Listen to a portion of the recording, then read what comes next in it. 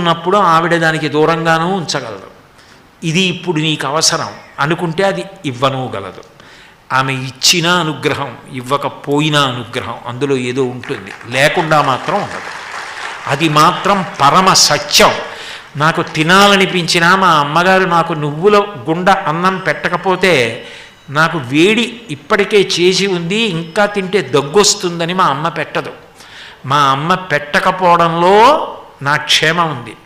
మా అమ్మ పెట్టినా నా క్షేమం ఉంది. పెట్టినా పెట్టకపోయినా ఆమె పాదాలు వదలకపోవడంలో భక్తి సంస్కారములు ఉన్నాయి. అటువంటి తల్లి కొలువైనటువంటి విజయవాడ పట్టణానికి లోటెక్కడుంది? అటువంటి పట్టణానికి వచ్చి మారు వడ్డన అంటారు.